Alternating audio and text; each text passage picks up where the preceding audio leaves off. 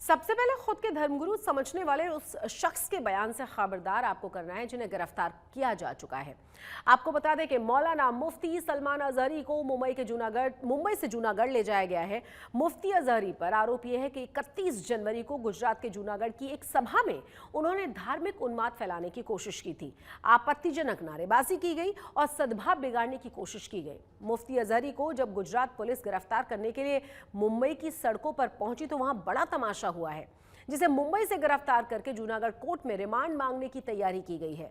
मुफ्ती अजहरी को कड़ी सुरक्षा और सघन चेकिंग के बीच जूनागढ़ के पुलिस ट्रेनिंग सेंटर ले जाया गया। जूनागढ़ में भी कड़ी सुरक्षा व्यवस्था की गई। उसे कल कोर्ट में पेश किया जाएगा। शहर में लोगों को शांति बनाए रखने की और अफवाहों में न फंसने की हिदायत दी गई है।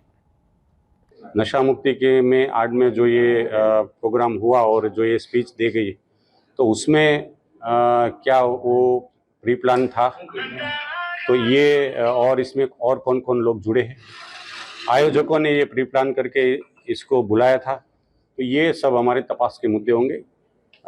अभी जो अक्यूज यहाँ जूनागढ़ में लाया गया है, तो पुलिस उसकी इंट्रोगेशन कर रही है। उसके आगे बाद ही पता चलेगा।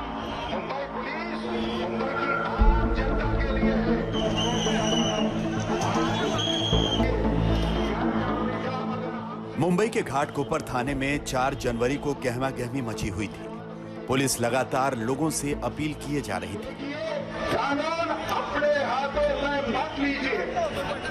पुलिस अपील करके थक गई, लेकिन मुफ्ती सलमान अजहरी के समर्थक थाने के बाहर मजमा लगाए खड़े थे। मुंबई की आम जनता के लिए है।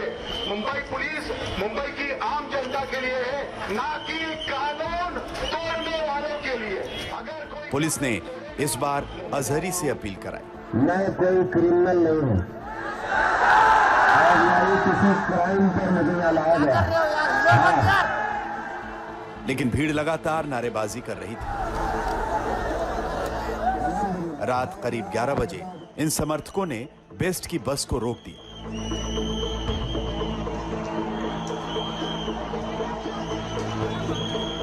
आरोप है कि कुछ समर्थकों ने बस में तोड़फोड़ की कोशिश की, जिसके बाद मुंबई पुलिस ने उग्र होती भीड़ को खदेड़ने के लिए मुफ्ती के समर्थकों पर लाठीचार्ज किया। अब से कुछ देर पहले यहाँ पर हजारों लोग यहाँ पर मौजूद थे, लेकिन मुंबई पुलिस जो है इस पूरे रोड को खाली करा चुकी है। जो इलाके के डीसीपी और जितने भी वरिष्ठ अधिकारी हैं वो यहाँ पर मौजूद हैं, और जो लोग यहाँ पर थे उन सभी को लगातार ये बताने की कोशिश की जा रही है कि कोई भी कानून को हाथ में ना ले, और जो लोग भी यहाँ पर आए हैं अपने अपने घर चले जाएं। पुलिस की हल्की कार्रवाई के बाद मुफ्ती अजहरी को अदालत में पेश किया गया, जहां से गुजरात एटीएस की टीम उसे जूनागढ़ के लिए लेकर गई।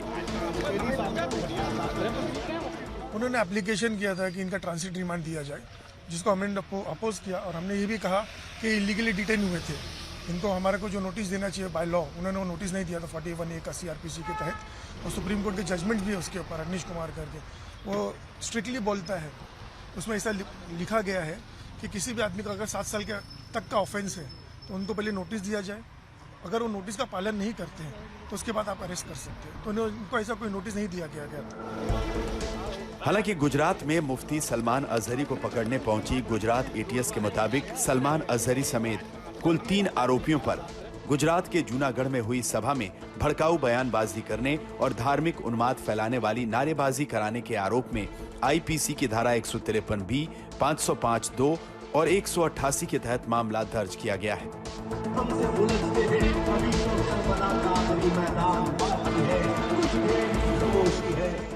दरअसल 31 जनवरी को मुफ्ती सलमान अजहरी ने गुजरात के जूनागढ़ में एक भड़काऊ कविता पढ़ते हुए जो अपशब्द कहे, उसे धार्मिक उन्माद फैलाने वाला भाषण माना गया है।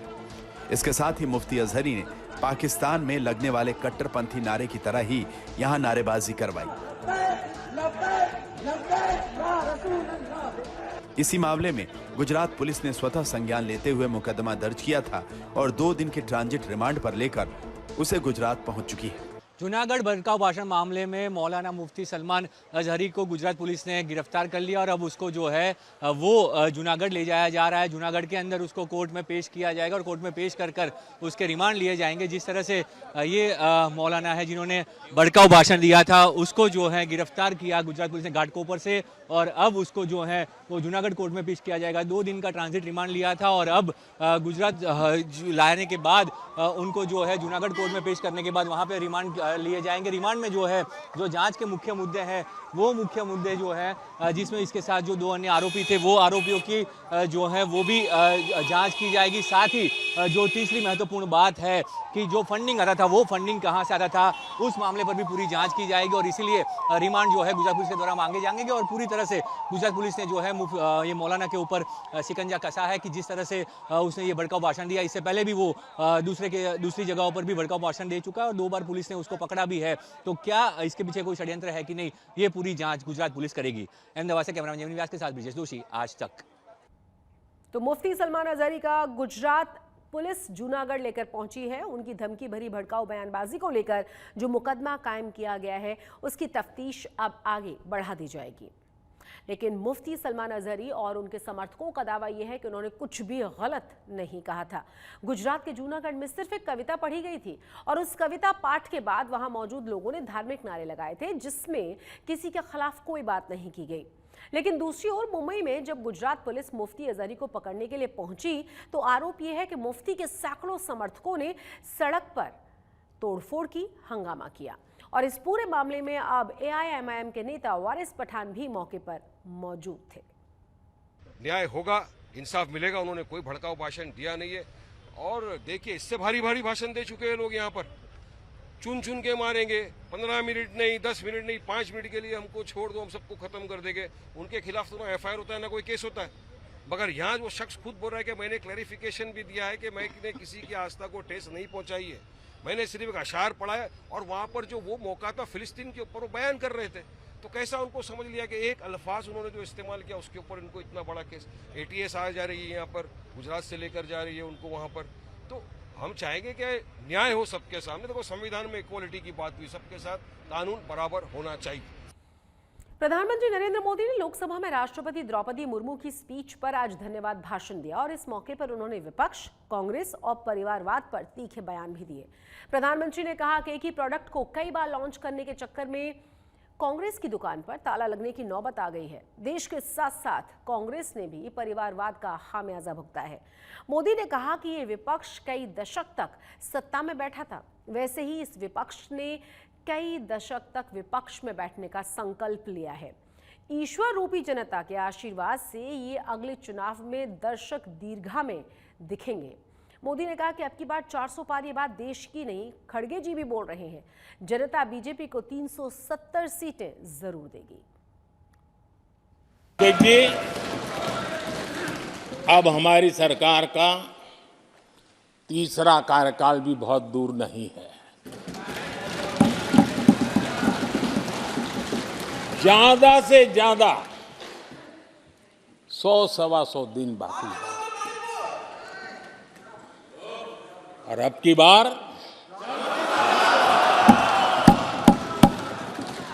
पूरा देश कह रहा है, अब की बार खड़गे जी भी कह रहे हैं। लेकिन अध्यक्ष जी, मैं आमतौर पर ये आंकड़े के चक्कर में नहीं पड़ता, लेकिन मैं देख रहा हूं देश का मिजाज एनडीए को तो 400 पार कर पाई के रहेगा, लेकिन भारतीय जनता पार्टी को 370 सीट अवश्य देगा।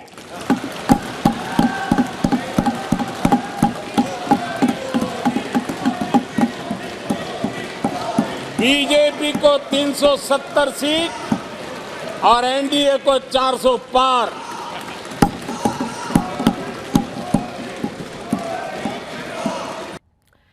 गुजरात में बीजेपी 5 लाख वोट के मार्जिन से सभी सीटें जीतने के लक्ष्य पर तेजी के साथ काम कर रही है।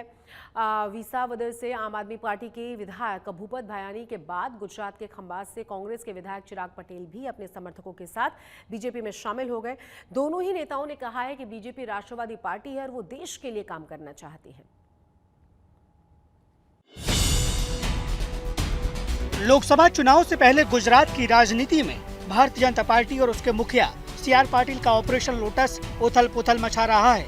बिसावदार से आम आदमी पार्टी के विधायक भूपत भायानी और खंबात से कांग्रेस के विधायक चिराग पटेल भाजपा में शामिल हो चुके हैं। इस बार अलग रणनीति के तहत दोनों पूर्व विधायकों को बीजेपी में उनके ही अपने क्षेत्र में शामिल किया गया। CR पाटिल ने दोनों नेताओं का स्वागत किया और कार्यकर्ताओं से मिले। विरोधियों को झुकाने की रणनीति में माहिर CR पाटिल गुजरात में 5 लाख वोटों से सभी सीटों पर जीत के लक्ष्य पर काम कर रही है। गुजरात में विपक्ष सिर्फ कहने को है और पाटिल उसमें भी सेंध लगा रहे हैं। भूपत भायानी के बाद चिराग पटेल को भी यकीन है कि देश में भाजपा ही एकमात्र राष्ट्रवादी पार्टी है। पीएम मोदी और गृह मंत्री अमित शाह के हाथों में देश की सुरक्षा है, लिहाजा कल तक उनकी अपनी पार्टी रही कांग्रेस अब जुमलेबाज नजर आ रही है। बहुत आनंद की बात है, मेरे लिए गर्व की बात है कि मैं एक ऐसी पार्टी में आज ज्वाइंट हुआ हूँ कि जो देश के हित की बात करती है, देश के विकास की बात करती है। हमारे खासकर गुजरात के जो 2 पनौते पुत्र है, आदरणीय हमारे नरेंद्र भाई मोदी साहब और आदरणीय अमित भाई शाह साहब, इनके नेतृत्व में आज पूरा देश एकजुट होके बहुत अच्छा विकास कर रहा है।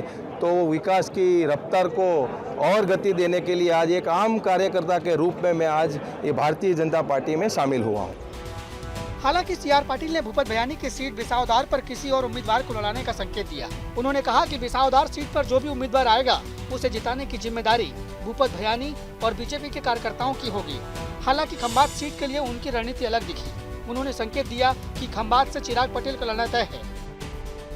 चिराग भाई ने अभिनंदन आपू छू कि घर राष्ट्रનો આ કાર્યક્રમ મોદી સાહેબના રામ મંદિરના નિર્માણને સાથે તમે જોડ્યો। ચિરાગભાઈ તમને અને ખંભાતના સૌને ખૂબ ખૂબ અભિનંદન। ગુજરાતમાં